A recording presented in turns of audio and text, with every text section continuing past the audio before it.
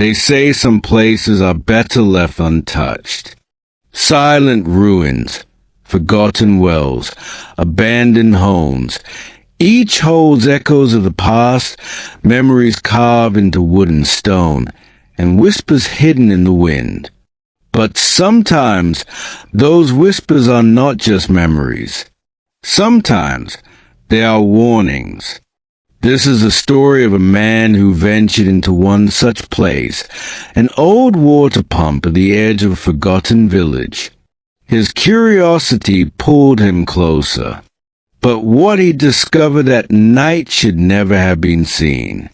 The road stretched like a scar through the countryside, cracked and half-eaten by weeds. No one used it anymore, not since the village had emptied itself like a dying body bleeding its last. The man, his name was Rehan, walked slowly, his boots crunching against the gravel. His lantern swung by his side, its dim light painting trembling shapes across the trees.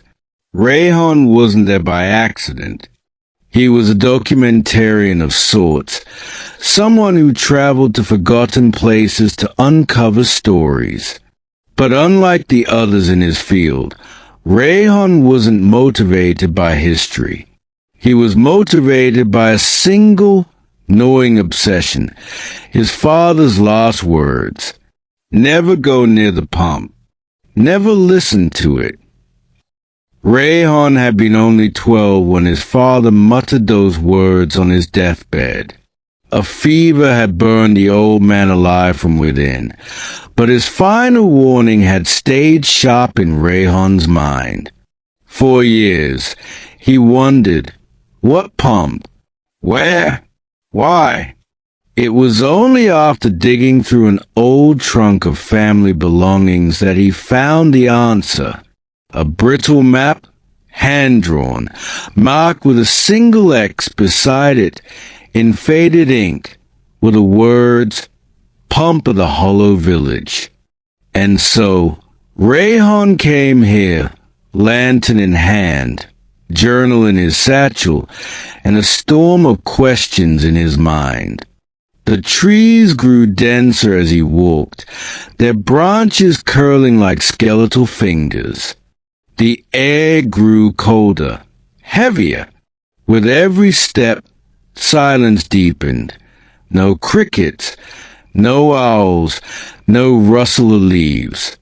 Only the sound of his boots and the beating of his heart. It took him 2 hours to reach the edge of the hollow village. The houses were collapsed husks, their roofs caved in, their walls streaked with rotten ivy. A church bell tower leaned against the sky, broken and bent. Windows stared out like hollow eyes. The entire place looked as if it had been abandoned overnight and left to the mercy of decades. But the strangest thing was the absence of nature. No vines overtook the houses. No birds built nests. No weeds forced their way through cobblestones. It was as if the village itself resisted time, existing in a strange limbo, neither alive nor dead. Rehan entered cautiously. His lantern's glow painted each ruin in sickly yellow. Shadows seemed to bend away from the light, almost as if retreating. He passed a small bakery, its oven yawning open like a blackened mouth. A schoolhouse with rusted swings groaned faintly in the night wind. And then he saw it. At the very heart of the village stood the pump. It was taller than he expected, made of blackened iron, its handle crooked, its spout jagged like broken teeth. The pump was covered in moss and strange carvings, symbols that didn't look like letters but something older, primal. Around it, the cobblestone was darker, stained as though wet. Yet no rain had fallen for weeks. Rehan stopped. He remembered his father's words again. Never go near the pump. never listened to it. The silence deepened. His breath caught in his throat, and then he heard it. At first, it was soft. So soft he thought it was only the wind. A murmur, low and steady, rising from the pump. He tilted his head, frowning, trying to make sense of it. It wasn't the creak of metal. It wasn't the hiss of air. It was a voice, whispering. Rehan froze. His lantern flickered, dimmed for a moment, then steadied again. He took a cautious step closer, though every instinct screamed at him to run. The whispers grew sharper, clearer, though he still couldn't understand the words. They weren't in any language he knew. The sound slithered around him, filling his ears, crawling into his skull. He gripped the lantern tighter, his knuckles white. His father had been right. The pump spoke. But what was it saying? Rehan pulled out his journal, scribbling notes in shaky handwriting. He sketched the symbols on the pump's body, tracing their curves with trembling fingers. The moment his skin brushed the cold metal, he flinched. It was wet, not with water, but with something thicker. He pulled his hand back, and in the lantern's light, his fingertips glistened red. Blood. The pump dripped with it, slow and deliberate, as though something within was bleeding. The whispers grew louder, shifting tone, now coaxing, now commanding. The symbols seemed to pulse faintly, glowing for a moment before fading back into darkness. And then Rehan made the mistake that would cost him everything. He pulled the pump's handle. At first, nothing happened. The handle creaked under his grip, stiff with rust. He forced it down with both arms, and then something gurgled deep within. Thick, black water spilled from the spout, splashing onto the cobblestones with a sound that was wrong. Too heavy, too alive. The stench hit him instantly, foul and rotting, like corpses left in the sun. Rehan gagged, stumbling back. The liquid wasn't water at all. It writhed as it flowed, wriggling like worms, twisting as if it carried a heartbeat. The whispers erupted, no longer soft, but sharp, cutting, screaming in his ears. Words now. Words he could almost understand. Drink. Rehan staggered, clutching his head, his ears ringing with a command. Drink. His lantern flickered violently, shadows bending, twisting into shapes of figures that weren't there.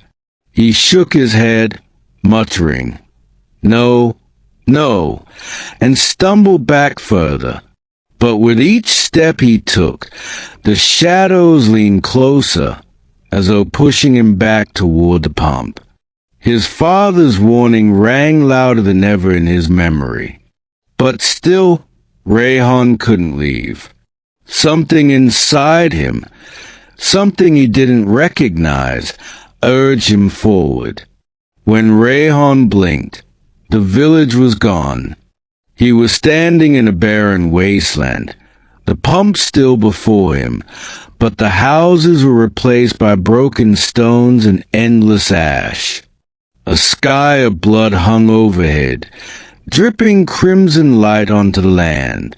The ground cracked beneath his boots, and from the cracks came faint whispers, identical to those from the pump. And then he saw them. Figures.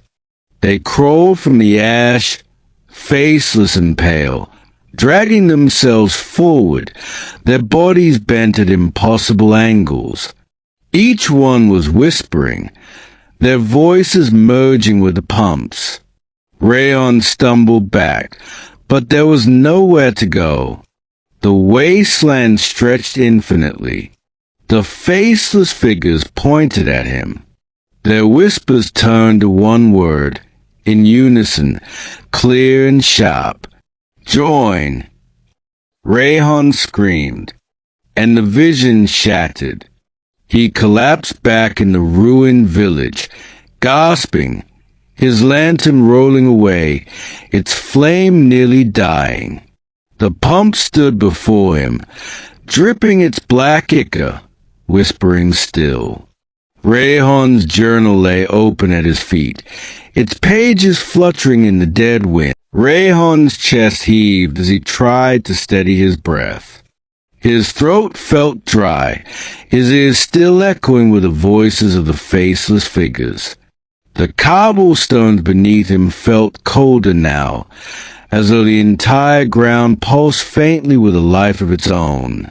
He crawled toward his lantern and snatched it up, forcing its weak glow higher, desperate for comfort. But the light didn't feel like protection anymore. He looked down at his journal.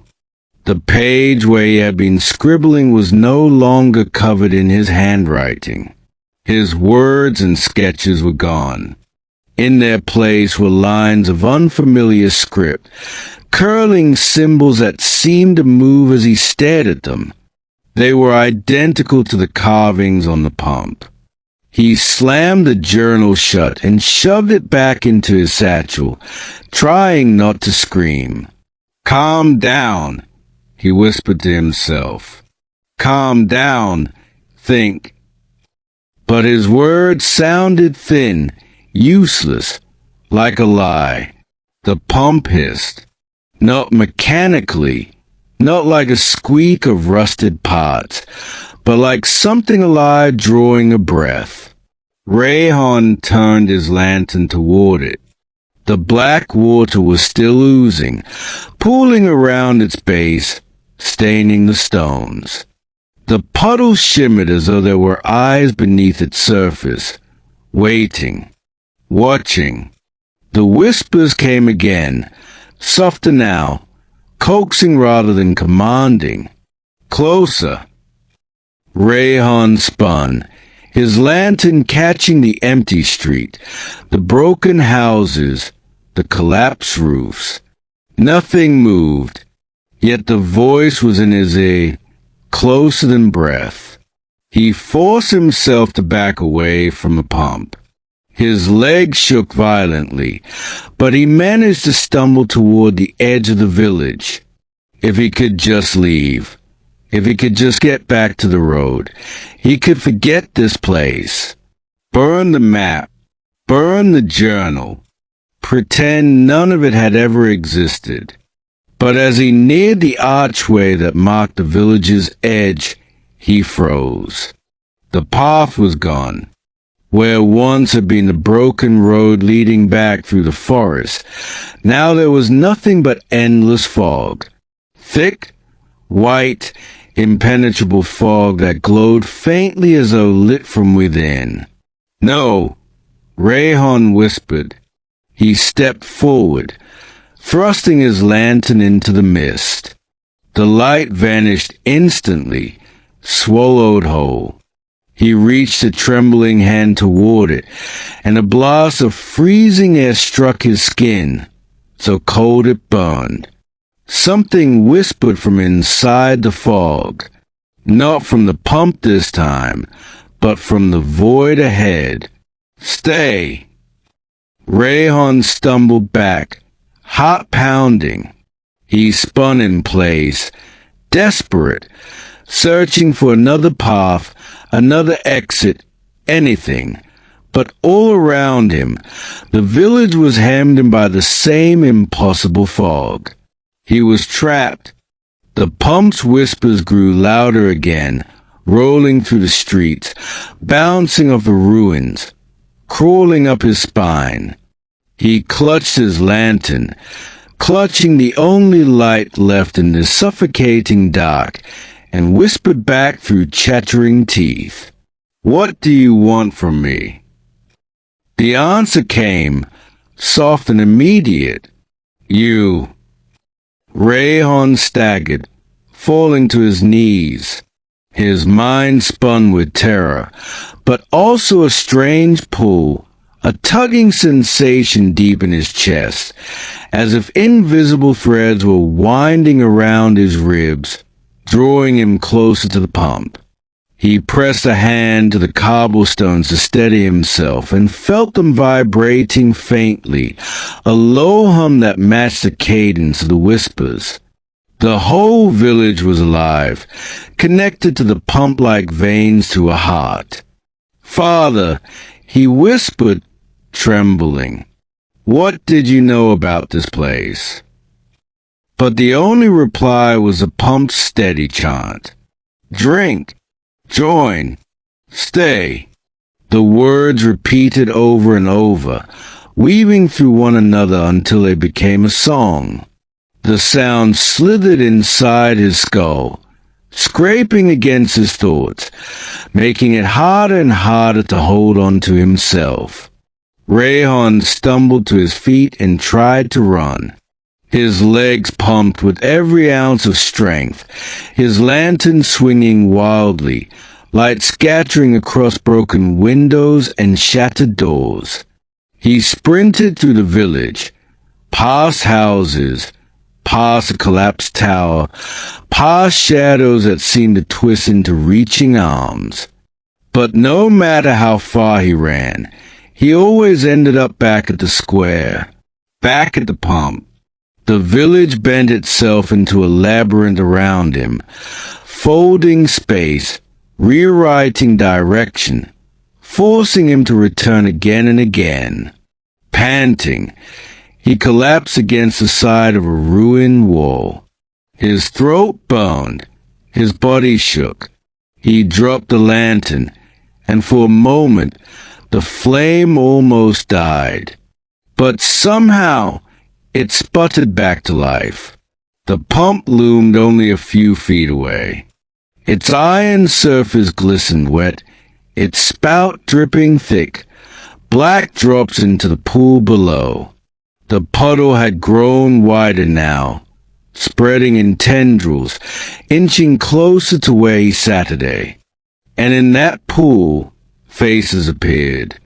They rippled beneath the surface, pale and distorted, mouths opening and closing as though screaming silently.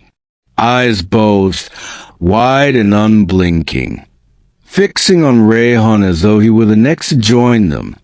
He clamped his eyes shut, pressing his hands over his ears, rocking back and forth.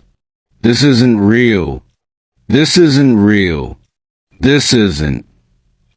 But the voices grew louder, seeping through his hands, clawing into his skull. And then something touched him, a wet, cold grip wrapped around his ankle. Rehan's eyes shot open. The black puddle had reached him, and from it, a pale hand emerged, skeletal fingers slick with ichor, clutching his leg with impossible strength. He screamed and kicked violently, tearing free, stumbling backward until his back struck the base of the pump. His lantern fell into the pool, hissing as the flame went out. Darkness swallowed him.